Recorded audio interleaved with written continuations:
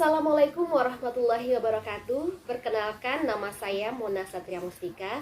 Saya adalah peserta Latsar CPNS tahun 2022 di lingkungan instansi pemerintah Kota Padang. Di video kali ini saya akan membahas tentang isu kontemporer di Indonesia. Isu kontemporer adalah suatu pokok persoalan yang terjadi pada saat sekarang atau menjadi trending topik pada saat sekarang ini.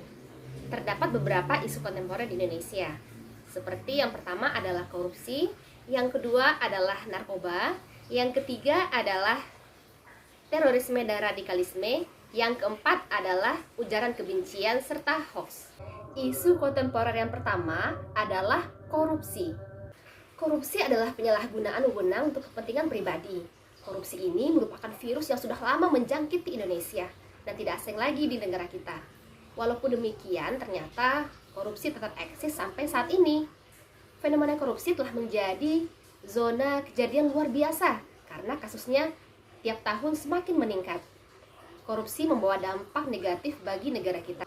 Adapun dampak dari korupsi seperti melambatnya pertumbuhan ekonomi, menurunnya investasi, meningkatnya kemiskinan dan ketimpangan sosial, serta menurunnya tingkat kebahagiaan masyarakat. Kita sebagai ASN yang bertugas melayani masyarakat berperan penting dalam upaya pencegahan tindak korupsi. Upaya pencegahan tindakan korupsi dapat dilakukan dengan melaksanakan tugas sesuai dengan peraturan yang berlaku atau tupoksi. Tidak menerima ataupun meminta uang terhadap layanan yang diberikan kepada masyarakat. Juga menghindari konflik kepentingan dalam hubungan kerja. Selain itu, kita juga diharapkan dapat melapor kepada penegak hukum apabila terjadi tindakan pemerasan yang dilakukan oleh petugas. Dan yang terakhir adalah melakukan upaya edukasi yang bisa kita lakukan kepada keluarga ataupun tetangga tentang bahaya dari tindakan korupsi tersebut. Isu kontemporer selanjutnya adalah narkoba. Saat ini penyalahgunaan narkoba di Indonesia sudah sangat merajalela. Hal ini terlihat dengan makin banyaknya pengguna narkoba dari semua kalangan, mulai dari anak-anak dan orang dewasa. Bahaya penyalahgunaan narkoba saat ini tidak hanya mengancam kesehatan pribadi, tapi juga semakin luas terhadap konteks ekonomi, sosial, dan ketahanan negara. Sebagai aparatur sipil negara, diharapkan mampu untuk berperan dalam mencegah narkoba. Kita diharapkan mampu mendeteksi peredaran narkoba di tengah masyarakat ataupun di lingkungan tempat kita bekerja. Selanjutnya, kita bersama-sama ikut menggalakkan anti narkoba dengan menjadi relawan anti narkoba yang dimulai dengan mengedukasi keluarga terdekat ataupun tetangga tentang bahaya dari narkoba. Isu kontemporer selanjutnya adalah radikalisme dan terorisme. Radikalisme dapat diartikan sebagai suatu tindakan yang menolak suatu ideologi negara di mana mereka tinggal ataupun membuat ideologi yang baru. Radikalisme ini merupakan benih dari terorisme. Terorisme sendiri merupakan kejadian luar biasa yang menjadi musuh dunia karena menyangkut nyawa manusia yang menjadi korban. Terorisme juga dapat mengganggu stabilitas keamanan serta menghancurkan tatanan ekonomi suatu negara.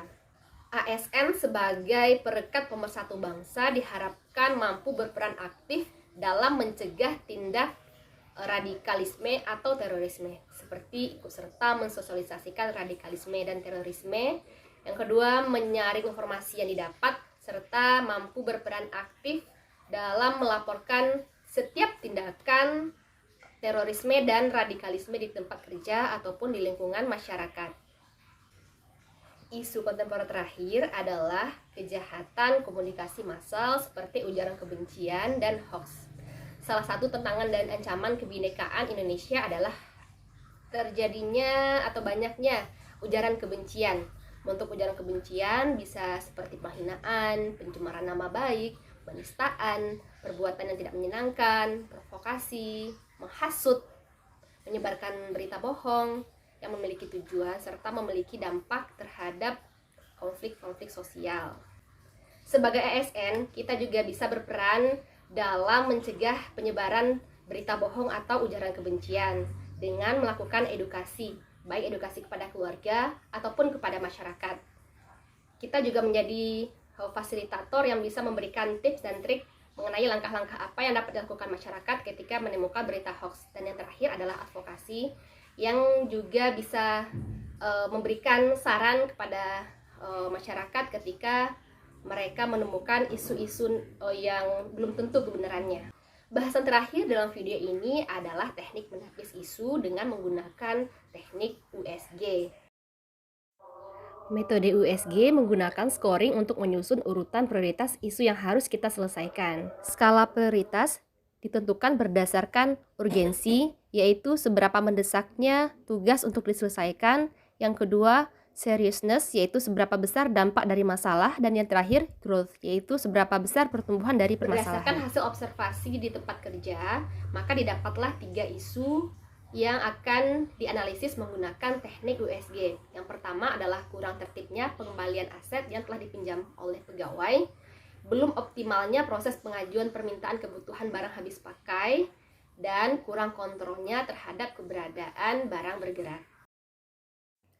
Dari tabel dapat dilihat bahwa permasalahan yang kedua, yaitu belum optimalnya proses pengajuan permintaan kebutuhan barang habis pakai dari bidang, mendapat skor yang paling tinggi, yaitu 14. Maka permasalahan yang kedua ini mendapatkan prioritas pertama yang harus kita selesaikan. Permasalahan belum optimalnya proses pengajuan kebutuhan barang habis pakai menjadi penting untuk ditindaklanjuti karena selama ini form pengajuan hanya berbentuk kertas yang ditulis dengan pena. Penggunaan form seperti ini rentan hilang dan tidak terdata dengan baik, yang menyebabkan petugas inventaris akan kesulitan untuk menyamakan data dan barang yang tersedia sebagai kelengkapan dokumen administrasi untuk pengajuan pada masa yang akan datang. Demikian video kali ini, sampai jumpa di video-video selanjutnya.